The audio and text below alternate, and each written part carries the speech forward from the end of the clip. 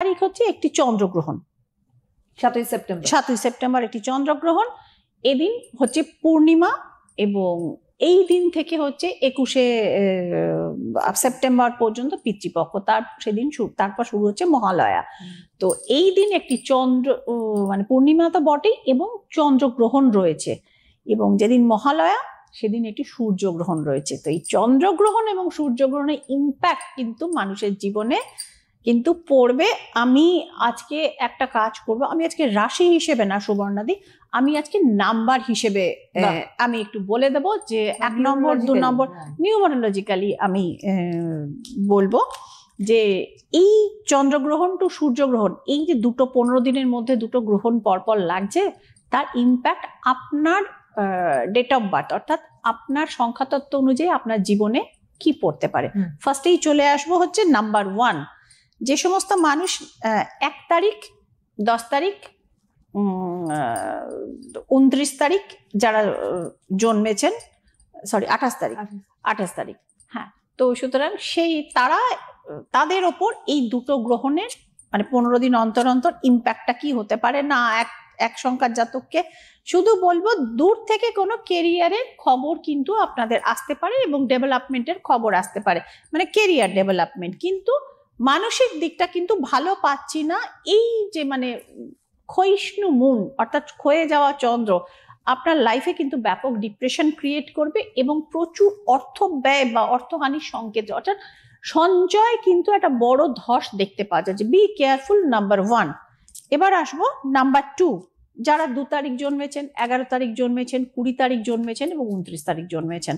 দে আর number 2 পিপলদের জন্য অর্থাৎ 2 সংখ্যার জাতক জাতিকাদের জন্য এই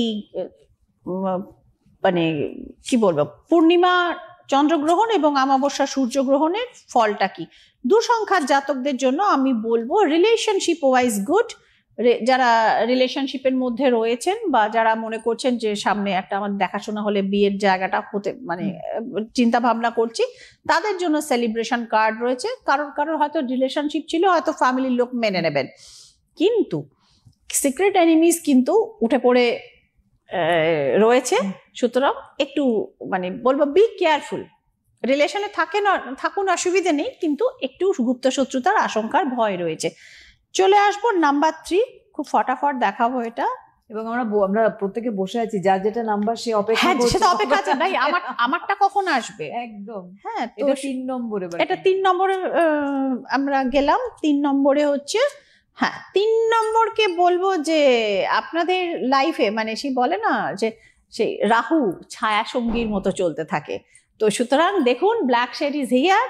সুতরাং আপনাদের সাফল্যে বলুন, আপনাদের কোনো প্রজেক্টে সাকসেস পাওয়ার মুখে বলুন, দয়া করে আগে থাকতে শেয়ার করবেন না। এই জায়গাটি যদি একটু মেনটেন করতে পারেন সেক্ষেত্রে কিন্তু সাফল্য ধরা দিতে পারে। এবং যারা ধরুন প্রমোশন অনেকদিন হচ্ছিল না, আটকে ছিলেন, তো সেক্ষেত্রে কিন্তু প্রমোশনের ইন্ডিকেশন ওই অক্টোবর অনওয়ার্ডস কিন্তু কানেকশন তৈরি হতে পারে। নাম্বার 3, এবার চলে আসবো নাম্বার 4। নাম্বার 4 এর জন্য আমি জানি না 12টা বোধহয় বলতে পারবো না, আমরা যাচ্ছি ধীরে ধীরে আমরা হ্যাঁ অনেকটাই বলে, হ্যাঁ নাম্বার 4, 4 নম্বর বা 5 নম্বর পর্যন্ত আজকে বলে দিই। তো নাম্বার 4 এর জন্য ডিপ্রেশন, হ্যাঁ নাম্বার 4 এর জন্য ডিপ্রেশন, কারণ নাম্বার 4 এরা খুব মানে হয় কি ফাস্ট ওয়ার্কার। হ্যাঁ মানে একদম মানে ধরুন সুইচ দিলেন, তারা মনে করেন যে হুড়ুর করে লিফটটা উঠতে শুরু করবে, সবসময় তো সেটা হয় না। তো সুতরাং এই কারণে এনারা ডিপ্রেসড হয়ে থাকেন। হ্যাঁ, কারণ এরা ইউরেনাস বা রাহু নিয়ন্ত্রিত, কন্ট্রোল ব্যাপারটা এনাদের লাইফে একটু কম থাকে। বাট যদি কন্ট্রোল রাখতে পারেন, it would be wonderful. Page of pentacles is here. সুতরাং অর্থপ্রাপ্তি কিন্তু সেখানে ঘটবে। এবং নাম্বার 4 এর লেডিসরা, এরা কিন্তু প্রচুর উপার্জন করবেন এই পুজোর সময়টা। এটা তাদের জন্য একটা ভালো খবর, কারণ নাহলে শপিং টপিং এর সব বিভিন্ন জায়গায় অফার দিচ্ছে, তো টাকা তো হাতে চাই। তো সুতরাং এবং যারা মিউচুয়াল ফান্ড বা এই সমস্ত ইনভেস্টমেন্ট গুলো করেন, ছোট ছোট ইনভেস্টমেন্ট করুন, সেখান থেকে কিন্তু লাভের জায়গা সেক্ষেত্রে কিন্তু আপনারা পেয়ে যাবেন। তো নাম্বার 5, 6টা বলে দিই, পরের 6টা পরের দিন বলে দেবো। নাম্বার 5 কে বলবো ভাই সম্পর্কে গন্ডগোল, নিজের একটু বাচন মানে এত কথা একটু সাবধানে বলতে হবে, হ্যাঁ, নাহলে সম্পর্কে একদম দাঁড়ার। এবং সম্পর্কটা ঠিক করবার জন্যও কিন্তু আপনাদের কিন্তু একটু কষ্ট করতে হতে পারে, বাট আপনাদের কেরিয়ার গ্রোথ ওয়াইজ আপনাদের জীবনে কিন্তু শুভ চ্যারিয়াট রয়েছে। যারা just focus to your career, সুতরাং কেরিয়ারে কিন্তু গ্রোথ দেখতে পাওয়া যাচ্ছে। এবার আজকের মতো শেষ নাম্বার 6। তো নাম্বার 6 এর জন্য দেখে নেওয়া যাক কি আছে নাম্বার 6 এর জন্য। ডিপ্রেশন আছে, ডিপ্রেশনের থেকে আমি বলবো ডিলেমা আছে, অর্থাৎ কোনটা করব কোনটা করবেন না, এইটা নিয়ে এইটা করব আর ওটা করব, এইটা নিয়ে একটুখানি ডিপ্রেশন ডিলেমা রয়েছে। বড় ইনভেস্টমেন্ট করবেন না এই মুহূর্তে, কোনো ধরুন ফ্ল্যাট বুকিং করে ফেললেন, পছন্দ হয়ে গেল, বা একটা কিছু বড় কিছু কিনে নিলেন, বা একটা গাড়ি বুকিং করলেন, এই সময় গ্রহ গোচরটা আপনার জন্য খুব সুখকর অবস্থাতে যাচ্ছে না। বাট যারা মিডিয়া সেক্টরে আছেন, যারা গান করেন, অভিনয় করেন, মডেলিং করেন, বা অন্য স্টেজ পারফর্মার যারা রয়েছেন, তাদের জন্য কিন্তু ওয়ান্ডারফুল সময় আসতে চলেছে।